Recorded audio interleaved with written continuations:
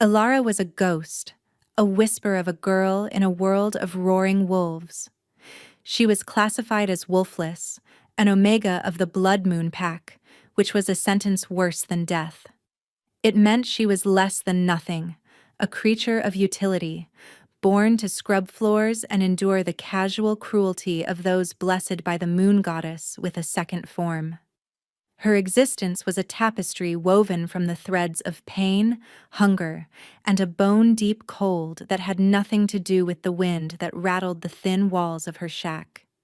Each day was a mirror of the last, a cycle of menial labor under the sneering gaze of her betters, their insults like stones against her ribs. Her hands were raw, chapped from the harsh lye soap she used to scrub the packhouse floors until they gleamed. The scent of bleach was permanently etched into her skin, a chemical shroud that masked the faint, wild scent of rain-soaked earth and crushed wildflowers that was uniquely hers. She kept her head down, her silver-gray eyes fixed on the grime she was tasked to erase. To look up was to invite trouble. To meet the eyes of Seraphina, the pack alpha's daughter, was to ask for a slap or a kick. Seraphina, with her cruel beauty and venomous tongue, made Ilara's suffering her personal sport. But the physical torment was a dull ache compared to the terror that lived in her heart. For Ilara had a secret with wide, curious eyes the color of a twilight sky, and a laugh that was the only music in her desolate world. His name was Finn. He was 4 years old, and he was her son. He was the reason she endured, the reason she scrubbed until her knuckles bled, the reason she swallowed every insult and hid every tear. He was her everything. Finn was also the reason she lived in perpetual, apocalyptic fear. He was not like other children. Sometimes, when he was startled or upset, the air around him would crackle. Toys would float for a half-second before clattering to the floor. Once, a stray dog had snarled at him, and an invisible force had slammed it into a wall, leaving it whimpering and broken. Ilara knew, with a certainty that froze her blood, that this power was dangerous. It was a beacon in the dark, and if Alpha Marcus ever discovered it, he would see Finn not as a child, but as a threat, or a weapon. Both outcomes were a death sentence, so she hid him. She kept him in their small, dilapidated shack at the furthest edge of the pack territory, telling him stories of monsters to keep him from wandering. She muffled his accidental bursts of power with her own body, absorbing the strange, tingling energy until it left her dizzy and weak. She was chaining a hurricane inside a glass jar, and she knew the glass was cracking. The inciting incident arrived not with a bang, but with a proclamation, nailed to the great oak in the center of the pack square. The Alpha King, Kalen the Unforgiving, was coming. His name was a legend, a horror story told to unruly pups. He was the Alpha of Alphas, ruler of all territories, a warrior king who had carved his empire from the blood and bone of his enemies. He had not visited a minor pack like Blood Moon in decades. His arrival was an omen. The proclamation mandated a pack-wide assembly. Every single member, from the Alpha to the lowest Omega, was required to present themselves. No exceptions. No excuses. Ilara's heart stopped. She could not hide. And she could not bring Finn. The king's power was said to be so immense, he could scent a lie from a mile away and sense power like a hound senses blood. He would see the truth of her son. The secret she had protected with her very life was about to be torn from her grasp. Despair, cold and absolute, settled over her. She was out of time. The day of the king's arrival dawned gray and oppressive. The very air felt heavy, charged with a manic energy that set every wolf on edge. Ilara felt it like a physical weight on her shoulders, a premonition of doom. She had hidden Finn in a small, hollowed-out space beneath the floorboards of their shack, with a stale piece of bread and a flask of water. She had kissed his brow, her tears falling on his sleeping face, and whispered a desperate prayer to a goddess who had long ago abandoned her. King Kalen arrived like a storm front. He didn't ride in a carriage. He walked at the head of his royal guard, their black and silver armor gleaming. He was a giant of a man, well over 6.5 feet tall, with shoulders as broad as a doorway. His face was all harsh angles and brutal beauty, as if carved from granite by a merciless god. A jagged scar cut through one dark eyebrow, a testament to a life of lethal violence. But it was his eyes that held the true terror. They were the color of molten gold, blazing with an ancient predatory intelligence that seemed to strip away all pretense and peer directly into your soul. His power rolled off him in palpable waves, a crushing pressure that forced the air from Alara's lungs and made the ground itself seem to tremble. He was a king, a god, a walking apocalypse. His gaze swept over the assembled pack, dismissive and cold. He was a creature of absolute authority, and the wolves of Blood Moon, including their arrogant Alpha Marcus, bowed their heads in submission. He was searching for something, his golden eyes scanning face after face. A deep, primal ache radiated from his chest, the same hollow ache he'd carried for a century, the gnawing emptiness of a wolf without his mate. His wolf, a beast of shadow and fury, was restless, pacing the cage of his ribs, scenting the air for a hint of something that was missing. Alara tried to make herself smaller, to fade into the miserable huddle of Omegas at the very back of the assembly. She pulled her threadbare shawl tighter, hoping to smother her own unique scent of rain and wild flowers. Her heart hammered against her ribs, a frantic bird beating its wings against a cage. She just needed to survive this. She needed to get back to Finn. But fate, in its infinite cruelty, had other plans. Seraphina, spotting Alara's attempt at invisibility, glided through the crowd. Her lips were curled in a triumphant sneer. "Trying to hide, little rat?" she hissed, her voice dripping with poison. "The king demands everyone be present. That includes worthless, wolfless filth like you." Before Alara could react, Seraphina's hand shot out, her fingers tangling painfully in Alara's matted hair. With a vicious yank, she dragged Alara from the back of the crowd, stumbling and crying out, and threw her onto the ground at the very front of the assembly, directly in the path of the Alpha King. Alara landed hard on the packed earth, the impact jarring her bones. Humiliation burned hot in her cheeks. The pack members snickered, their scorn a familiar lash against her spirit. She scrambled to her knees, keeping her eyes down, her hair falling like a curtain to hide her face.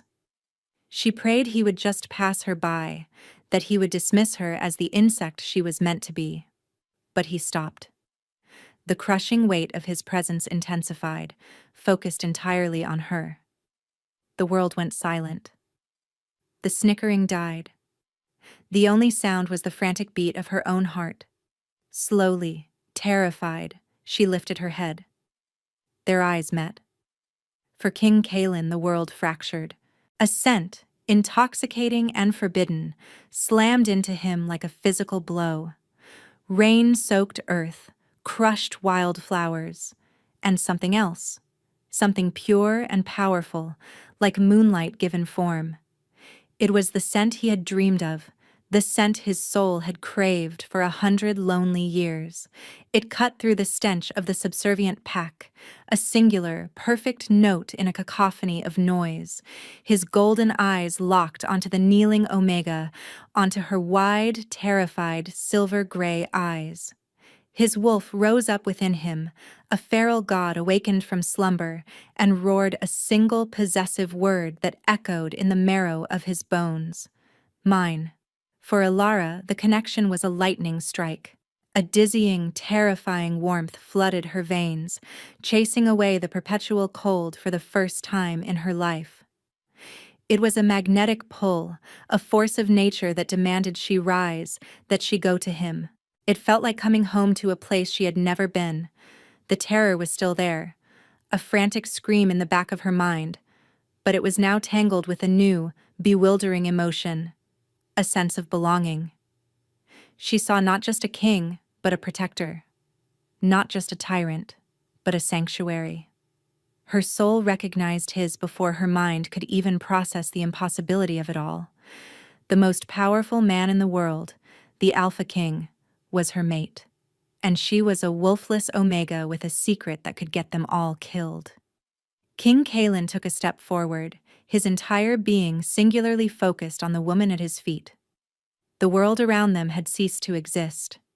There was only her scent, her eyes, the frantic pulse he could see beating in the delicate skin of her throat. He wanted to touch her, to wrap her in his arms and spirit her away from this wretched place. He wanted to burn the world down for every tear she had ever shed. Alpha Marcus, seeing the king's dangerous focus on the pack's lowest member, felt a surge of panic and fury. This Omega was a stain on his pack's honor. For the king to show any interest in her was a direct insult to him and, more importantly, to his daughter Seraphina, whom he had hoped to offer to the king as a potential mate. He had to sever this connection, to humiliate Ilara so thoroughly that the king would be disgusted. "Your Majesty," Marcus began, his voice slick with false deference as he stepped forward, deliberately placing himself between Kalen and Ilara. "Pay this creature no mind. She is a wolfless Omega, a disgrace to our pack. Worse, she is sullied." He let the word hang in the air, heavy and poisonous. "She has a bastard pup, Your Majesty. A child of unknown origin." The words were a physical blow to Ilara. She flinched, her blood running cold. "No. Not Finn. Please, not Finn." Seraphina seized the opportunity, her voice high and cruel. "That's right. She hides the little freak away in her hovel. Bring it out. Show the king the Omega's shame." A sick, triumphant smile spread across Marcus's face. This was perfect. He would expose her completely. He barked an order to two of his guards. "Go to the Omega's shack at the edge of the territory. You will find a child hidden there. Bring him to me." Ilara's world tilted on its axis. A feral, protective instinct she didn't know she possessed surged through her. "No!" The word was torn from her throat, a raw, desperate sound. She tried to scramble to her feet, to run, to do anything, but a guard slammed a heavy boot onto her back, pinning her to the dirt. King Kalen's golden eyes narrowed to lethal slits. The temperature dropped by 20 degrees. A low, menacing growl rumbled in his chest, a sound like shifting tectonic plates. He had not given an order. This provincial alpha was acting without his permission, and he was threatening the woman who smelled like his destiny. He was about to intervene, to rip the alpha's throat out for his insolence, but a flicker of movement from the edge of the woods caught his eye. The guards were already returning, dragging a small, struggling bundle between them. They threw the child onto the ground near Ilara. Finn, his face streaked with dirt and tears, looked around in terror, his small body trembling. His twilight-colored eyes found his mother's, and he whimpered, "Mama." That single word shattered Ilara's control.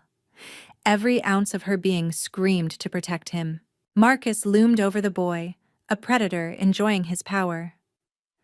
"See, Your Majesty? The Omega's whelp. A worthless half-breed, no doubt." To punctuate his disgust, he turned to the guard who had pinned Ilara. "Teach the Omega a lesson in obedience. Strike the child." This was the point of no return. The guard, eager to please his alpha, raised a calloused, meaty hand to backhand the small boy. Ilara screamed, a sound of pure, unadulterated agony, but the blow never landed. Just as the guard's hand began its descent, a wave of pure, shimmering silver energy erupted from Finn. It was not a physical blast, but a psychic one, a silent, concussive force that slammed into the guard, lifting him off his feet and throwing him a dozen yards through the air. He crashed into the great oak with a sickening crunch of bone and lay still. A collective, horrified gasp swept through the pack. The air crackled with residual power. Finn stood trembling, his small hands glowing with a faint silver light, his eyes wide with fear and confusion at what he had just done.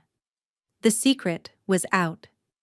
It was more spectacular and more terrifying than Alara had ever imagined, but the revelation was not over. Seeing the lingering threat in Alpha Marcus's eyes as he stared at her son, something inside Alara broke. The years of abuse, the constant fear, the desperate love for her child, it all coalesced into a singular, incandescent point of rage. The carefully constructed dam she had built around her own power did not just crack. It was obliterated in a tidal wave of apocalyptic fury. She rose to her feet, the guard's boot suddenly as meaningless as a fallen leaf on her back. A silver light, far more intense and powerful than Finn's, began to pour from her. It was not the soft glow of her son's power, it was the blinding, cold light of the full moon. The ground beneath her feet began to frost over, despite the mild day. Her drab gray eyes bled into pure, luminous silver. "You will not touch my son," she said, and her voice was no longer the timid whisper of an Omega. It was a multitonal chorus, the voice of an ancient and terrible power, a voice that promised utter annihilation. Then she shifted. It was not the messy, violent transformation of a normal werewolf. There was no cracking of bones or tearing of flesh. Light consumed her. When it receded, where the broken Omega had stood, there was a wolf. But it was a wolf of legend, a creature from the oldest stories. It was enormous, larger than any wolf Kalen had ever seen, larger even than his own royal form. Its fur was the color of fresh fallen snow, so white it seemed to radiate its own light. Its eyes were molten silver, burning with the fury of the moon goddess herself. This was no mere wolf. This was the lunar wolf, the direct descendant of the goddess, a queen of their people thought lost to myth and time. She was not wolfless, she was the mother of all wolves. The entire Blood Moon pack fell to their knees as one, not in respect, but in primal, instinctual terror. This was a being of divine power, a living deity, and they had spent years torturing her. Alpha Marcus stared, his face a mask of disbelief and horror, his arrogance incinerated by the sheer holy power radiating from the great white wolf. Seraphina let out a choked sob of terror, finally understanding the catastrophic scale of her mistake. The great white wolf took a step toward Marcus, a growl rumbling from her chest that sounded like an avalanche. She was going to tear him apart. She was going to erase him and his entire bloodline from existence for threatening her pup. King Kalen moved faster than thought. He was beside her in an instant, not as a man, but as a king. His own power, a crushing darkness that felt like the gravity of a dying star, flared to life, a counterpoint to her lunar brilliance. He placed a hand gently on the massive wolf's shoulder, a gesture of impossible bravery.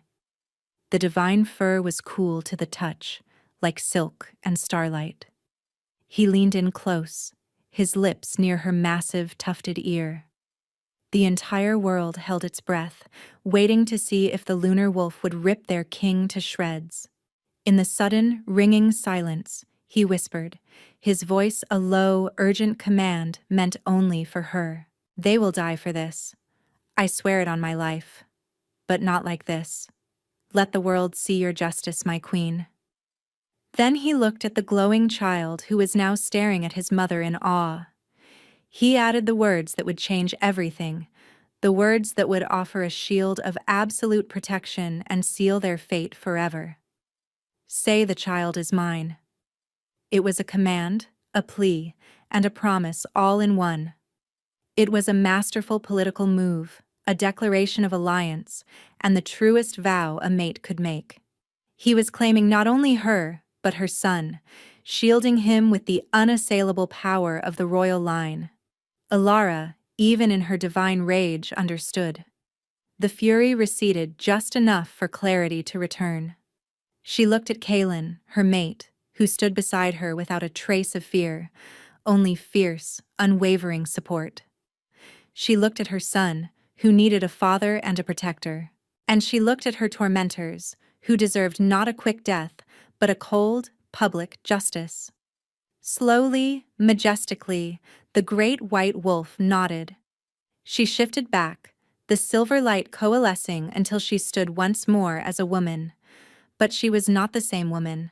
The meek Omega was gone, burned away in the light of the goddess. In her place stood a queen, her silver eyes blazing with power, her posture radiating an authority that dwarfed Kaelin's own. Kaelin's wolf was howling in triumph. He had found her. His mate was not just a mate. She was a legend reborn, a true queen. His reaction, in the face of this divine revelation, was as instinctual as breathing. Before the shocked eyes of the entire Lycan world, the Alpha King, Kaelin the Unforgiving, a man who had never bowed to anyone, dropped to one knee. He bowed his head to his mate, to his queen. The collective gasp of the onlookers was sharp enough to cut glass. An Alpha King did not kneel, ever. For him to do so was a fundamental reordering of their universe. It was the ultimate validation of her status. He was not just her mate, he was her first and most powerful subject. Without rising, Kaelin issued his first command in her name. His voice was no longer just authoritative, it was lethal, edged with the promise of apocalyptic violence. "Gideon," he said, his golden eyes fixed on his beta, who stood ready among the royal guard. "Your Majesty," Gideon replied, his own voice tight with awe. "Take the queen and the prince to the Alpha's manor. Secure the royal suite. Allow no one near them. Use lethal force if necessary." He deliberately used her new titles, cementing them in the minds of all who heard. Queen, Prince. The words echoed in the stunned silence. Gideon and 4 of the elite royal guard moved immediately, forming a protective diamond around Alara and Finn. Gideon bowed low. "My queen, if you would come with us." Alara, still reeling from the torrent of power and emotion, looked down at Kaelin, then at her son. Finn ran to her, burying his face in her worn dress. She scooped him into her arms, holding him tight. The feel of his small body against hers was the only anchor in this swirling vortex of change. She gave a small, hesitant nod to Gideon. As the guards escorted her away from the square, she could feel the burning hatred of Seraphina and the stark terror of Alpha Marcus on her back. But for the first time, it didn't make her afraid. It made her feel a cold, satisfying certainty. Their time was over. Kaelin remained on one knee until she was out of sight. Only then did he rise, his movements slow and deliberate. He turned to face Alpha Marcus, and the mask of the cold, controlled king was gone. In its place was the face of a feral predator whose mate had been harmed. His golden eyes were no longer molten, they were twin supernovas of incandescent rage. "Alpha Marcus of the Blood Moon Pack." Kaelin's voice was deceptively soft, a quiet hiss that was more terrifying than any shout. "You have committed treason against the crown. You have abused and tortured your rightful queen, the living vessel of the goddess, and you threatened her son, my son, the prince." He let the lie settle, the lie that was now the most absolute truth in their world. Marcus's face had gone ashen. He began to stammer, to plead. "Your Majesty, I did not know. How could I have known? She was wolfless, an Omega. It was a mistake." "A mistake?" Kaelin took a step forward, and Marcus scrambled backward, falling to the ground. "You mistake a goddess for dirt? You mistake a queen for a slave?" He gestured to the pack, still kneeling in terror. "Your entire pack is complicit. They watched, they laughed, they participated." His voice dropped to a whisper. "This pack is a disease, and I am the cure." He turned to the rest of his royal guard. "Seize Alpha Marcus and his daughter. Confine them to the dungeons. Take statements from every member of this pack. Anyone found to have laid a hand on their queen will be brought to justice. The command was absolute. The guards moved with brutal efficiency, dragging the screaming Seraphina and the babbling Marcus away. The transition from a dirt-floored shack to the Alpha's manor was dizzying. The royal suite was a world of soft carpets, polished wood, and warm, fire-lit spaces. It was larger than her entire hovel, filled with luxuries she couldn't have imagined. Gideon and the guards stood watch outside, their presence a silent, unbreachable wall. Finn, his initial fear fading, looked around with wide-eyed wonder. He touched a velvet curtain, his small hand still faintly glowing. Alara set him down and knelt before him, taking his hands in hers. "Are you all right, my love?" "You are a big doggy, Mama," he whispered, his eyes full of awe. "A pretty white doggy." Tears welled in Alara's eyes. "Yes, I was. All the years of hiding, of pretending, of being less than she was, all to protect him. And now, the truth was free." She hugged him tightly, breathing in the scent of him, the only thing that felt real in this new, unbelievable life. A short time later, Kalen entered the suite. He had changed from his travel leathers into a simple black tunic and trousers. The raw, kingly power still clung to him, but the apocalyptic rage in his eyes had softened to a fierce, protective warmth as he looked at her. He carried a tray with food: roasted meat, fresh bread, a pitcher of milk for Finn. He set it down on a low table. He approached her slowly, as if she were a wild thing he was afraid of spooking. "Are you harmed?" he asked, his voice a low rumble. Alara shook her head, clutching Finn closer. "No, I am all right." His golden eyes searched her face. "For years you have endured this, alone." It wasn't a question. It was a statement of fact, laced with a self-loathing so profound it was almost a physical force. "My mate was suffering and I did not know. I was not here to protect you." "You are here now," she whispered, the words surprising her. He finally closed the distance between them, dropping to his knees before her and Finn. It was a posture of supplication, of utter devotion. He gently reached out, his large calloused hand hovering near her cheek before he seemed to think better of it. Instead, he looked at Finn. The prophecy of the lunar wolf spoke of a mate, the Shadow King, whose line was as old as hers, Kalen explained, his voice low and steady. It foretold that their union would produce an heir of unprecedented power, a child who would balance the light and the dark. "That is your son, Alara. That is our son. His power is a perfect fusion of our bloodlines." It was a fire hose of information, lore, and prophecy she had never dreamed of. She was a goddess.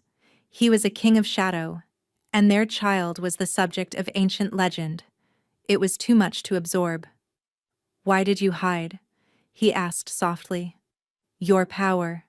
It is divine. You could have destroyed them all at any time." "And put a target on his back?" she replied, her voice fierce as she stroked Finn's hair. "I would have lived 1,000 years as a slave to keep him safe. My power meant nothing if it brought him harm." Understanding, raw and profound, dawned in Kalen's eyes. He had spent his life thinking of power as a weapon for conquest and control. She had used divinity as a shield to protect her child. In that moment, his respect for her eclipsed even the overwhelming pull of the mate bond. He was in the presence of a strength far greater than his own. "You will never have to hide again," he vowed, his voice thick with emotion. "I will build a world where he is worshipped, not hunted. Where you are revered, not reviled. This I swear." The tribunal was convened the next day in the Pack's Great Hall. It was a grim, formal affair. Kalen sat on the Alpha's throne, a seat of power carved from ancient oak. But beside it, another, even more ornate chair had been placed. Alara sat there, dressed in a simple but elegant gown of dark blue that one of the king's attendants had provided. She held Finn on her lap, his small hand clutching hers. Her silver eyes were calm and cold as she looked out at the assembled pack. Alpha Marcus and a weeping Seraphina were dragged before the thrones in chains. They looked broken, their arrogance stripped away, leaving only pathetic, sniveling fear. Dozens of other pack members stood behind them, those who had been identified as her most prominent tormentors. Kalen stood. His voice boomed through the hall, imbued with the absolute power of the Alpha King. Justice is not a concept to be debated, it is a debt to be paid. He turned his gaze to Marcus. You were entrusted with the care of a pack. Instead, you fostered cruelty. You allowed the sacred to be defiled. You raised your hand against a child of the royal line. He paused, letting the weight of the accusation settle. For these crimes of treason, the penalty is death. Marcus collapsed, begging for his life. Kalen ignored him, his gaze shifting to Seraphina. You, daughter of Marcus, you took pleasure in the suffering of your queen. Your heart is a pit of jealousy and spite. You are a poison in the blood of our people. His voice was utterly without mercy. You will share your father's fate. He then addressed the other guilty pack members, sentencing them according to their crimes. Some were exiled, stripped of their names and cast out into the wild to fend for themselves. Others were sentenced to years of hard labor, rebuilding the pack they had helped to corrupt. The justice was swift, brutal, and absolute. But when it came to Marcus and Seraphina, Kalen turned and looked at Alara. My queen, he said, his voice now gentle for her ears only. The final sentence is yours to deliver. It is your right. Alara looked down at the two people who had made her life a living hell. She saw no remorse in their eyes, only fear for themselves. She felt the ghost of every blow, the sting of every insult. She thought of the cold, the hunger, the constant terror she had felt for her son. A part of her, the wounded Omega, wanted them to suffer as she had suffered. But as she looked at Finn, who watched the proceedings with a child's solemn curiosity, she knew she could not be the monster they were. She was a mother. She was a queen. Her reign would not begin with vengeance but with justice. She met Kalen's gaze and gave a single, almost imperceptible shake of her head. She would not speak the words herself. Her silence was its own judgment. Kalen understood. He nodded, a look of fierce pride in his eyes. He turned back to the condemned. The sentence stands, he declared. It will be carried out at sunset. He gestured to the guards. Take them away. As Marcus and Seraphina were dragged from the hall, their screams for mercy echoing off the stone walls, a new era began. The age of the Lunar Queen and her Shadow King. That night, after the executions had been carried out, and a pall of grim silence had fallen over the pack, Alara stood in the royal suite, looking out the window at the rising moon. Kalen had appointed a temporary alpha to oversee the Blood Moon pack, a stern but fair warrior from his own guard, until a permanent, worthy leader could be chosen. They would be leaving for the royal citadel, the heart of the kingdom, in the morning. Finn was asleep in a large, soft bed, his silver glow now a gentle, peaceful pulse. Alara felt a hand on her shoulder and turned to see Kalen standing behind her. He had been giving her space, allowing her to process the seismic shifts in her life, but the pull between them was a living thing, a current that was growing stronger by the hour. It is done, he said softly. The first step in righting the wrongs done to you. Thank you, she whispered, her voice barely audible. For protecting him. For protecting us. Always, he vowed. He finally gave in to the urge that had been tormenting him since he first saw her. He gently cupped her cheek, his thumb stroking her skin. The contact was electric, sending a jolt of warmth through her entire body. I will spend the rest of my life making up for the fact that I wasn't there sooner." She leaned into his touch, a silent surrender to the bond that connected them. The fear and uncertainty were still there, but they were now overshadowed by a burgeoning sense of hope. For the first time, she felt safe. But safety was an illusion. Deep within the king's own council, a rot had taken root. Lord Valerius, a high-ranking alpha from an old and powerful family, had watched the events at Blood Moon Pack with cold, calculating fury. He had his own ambitions for the throne. He had been subtly maneuvering for years to position himself as Kaelin's successor, should the king remain mateless and childless. The discovery of the Lunar Queen and her powerful heir had shattered his plans. The prophecy Kaelin spoke of was one Valerius knew well. It was a prophecy of unity and strength, one that would solidify Kaelin's rule for centuries. He could not allow that to happen. If the queen and her pup were to die in a tragic accident, so soon after being discovered, well, the kingdom would be destabilized. The council would demand a stronger hand, and Kaelin, lost in grief, would be vulnerable. Valerius was not a fool. He would not act himself. But he had loyalists, men who owed him everything, planted even within the royal guard. That night, as the Blood Moon Pack slept a troubled sleep, he put his plan into motion. A faint sound woke Alara from a light doze. It was the soft scrape of a boot on stone from the hallway outside their suite. The royal guards Gideon had posted were silent, disciplined warriors. They did not make careless sounds.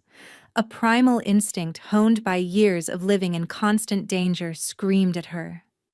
She slid silently from the bed, her heart pounding. The silver light began to gather at her fingertips as she moved toward the main room of the suite, where Finn was sleeping. The door to the suite creaked open. 3 figures in the black and silver of the royal guard slipped inside, their weapons drawn. But they did not move like guards. They moved like assassins. Their target was obvious. They ignored Alara, their eyes fixed on the sleeping form of the child in the bed. Lord Valerius's orders had been clear. Kill the boy, make it look like a tragic consequence of the day's chaos, and dispose of the Omega. The first assassin reached the bed, his dagger raised. He never saw what hit him. Alara was no longer a cowering Omega. She was a queen, and a mother protecting her child. A wave of pure lunar energy, cold and brilliant, erupted from her hand. It wasn't a physical blast. It was a wave of force and starlight that slammed into the assassin, encasing him instantly in a layer of shimmering, magical ice. He was frozen solid before he could even cry out. The other 2 assassins spun around, their faces masks of shock. They had underestimated her. They saw not a broken woman, but a silver-eyed goddess radiating lethal power. "You will not touch him," she snarled, her voice the same multitonal echo from the clearing. They charged her. One swung a sword in a wide arc. Alara ducked under it with a feral grace she didn't know she possessed, her own power guiding her limbs. She slammed her palm into the man's chest. He screamed as the freezing energy coursed through him, his heart stopping in an instant. He collapsed, dead before he hit the floor. The final assassin, seeing his comrades fall, let out a roar of rage and lunged, abandoning subtlety for brute force. He was bigger, stronger. He crashed into her, sending them both tumbling to the ground. His hands closed around her throat, squeezing. Black spots danced in her vision. She clawed at his hands, but he was too strong. Panic seized her. "Finn!" Suddenly the pressure vanished. A blur of black motion, a sound like a thunderclap, and the assassin was torn off her. Kaelin was there, a storm of lethal fury. He had sensed her distress through the mate bond, a spike of pure terror that had sent him crashing through the door from his adjoining room. He did not waste time with weapons. His hands, like steel claws, ripped the assassin apart. It was brutal, primal, and over in seconds. He stood over the broken body, his chest heaving, his golden eyes blazing with an apocalyptic fire that made the moonlight seem pale. His beta, Gideon, and other loyal guards stormed the room, securing the perimeter. Kaelin turned to Alara, who was gasping for air on the floor. He was at her side in an instant, his hands gentle as he helped her up, checking her for injuries. "Are you hurt? Did they touch you?" "I'm fine," she choked out, her hand going to her bruised throat. She looked toward the bed. Finn was sitting up, his eyes wide, but he was unharmed. The sight of him, safe, was all that mattered. Gideon knelt by one of the dead assassins. "Your Majesty, this is Lord Valerius's man." Kaelin's face became a mask of cold fury. "Valerius." He spat the name like a curse. The betrayal from within his own council was a wound far deeper than any blade. He dared to touch what is mine. He looked at Alara, at the fierce, protective fire that still burned in her silver eyes. She had not screamed. She had not hidden. She had fought. She had killed 2 of them herself. Pride, fierce and overwhelming, swelled in his chest. "You were magnificent," he breathed. He turned to Gideon, his voice dropping to a lethal calm. "Find Valerius. Bring him to me. Alive. I want to look him in the eye as I take everything from him." The command was unnecessary. At that moment, Lord Valerius, confident in his men's success, chose to make his appearance. He strode into the room, a facade of concern on his face. "Your Majesty, I heard a commotion. Is the Queen all right?" His eyes fell on the bodies of his dead men, the frozen statue of the first, and the furious, alive and well Queen. His face paled. The trap had failed. Kaelin gave him a slow, predatory smile. It was the most terrifying expression Alara had ever seen. "Valerius, how convenient of you to arrive." The Lord tried to bluff, to feign ignorance, but the evidence was laid bare at his feet. His eyes darted toward the door, but loyal guards now blocked his exit. He was trapped. "You coveted my throne," Kaelin said, his voice a low growl. "You tried to murder my son. You tried to murder my queen." He took a step forward, his shadow falling over the terrified lord. "There is no punishment in any law, old or new, that is sufficient for your crimes, so I will create one." Kaelin did not delegate the task. With a speed that defied belief, he closed the distance. The sounds that followed were sickening, but Alara did not look away.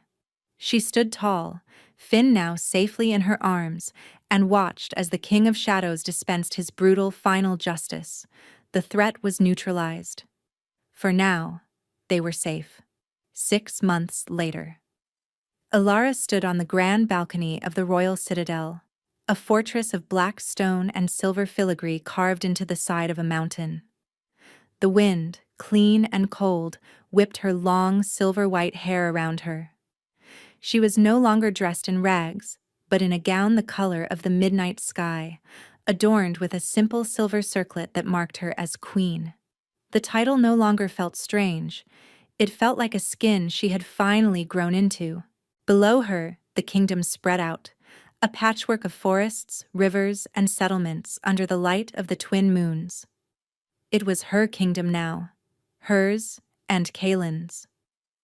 The people had been wary at first, stories of the long-lost lunar queen seeming too much like a fairy tale.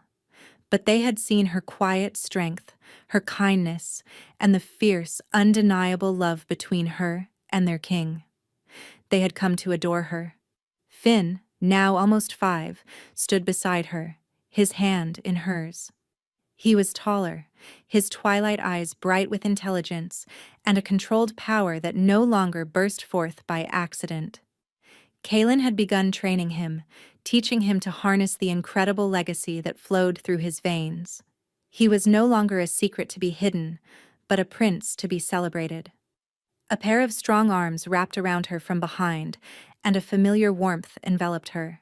Kaelin rested his chin on her shoulder, his golden eyes gazing out at the same vista. The hard, merciless edge he had always carried was still there, but it was tempered now by a deep contentment she knew she had put there. "What is my queen thinking about so seriously?" he rumbled, his voice a soft vibration against her back. "I was thinking about a girl in rags," she said softly, scrubbing a floor in a place called Blood Moon. She turned in his arms to face him, her silver eyes meeting his gold. "I was thinking that she would never have believed this was possible." He cupped her face, his expression tender. That girl was always a queen. The world was just too blind to see it. He leaned down, his forehead resting against hers. "You saved me, Alara, from a century of darkness. You and Finn. You are my light, my moon, my everything." The raw sincerity in his voice brought tears to her eyes. This terrifying Alpha King, this walking apocalypse, loved her with a depth that still stole her breath away. He had given her a home, a future, and a love she never knew could exist. He had not just saved her from her tormentors, he had helped her save herself.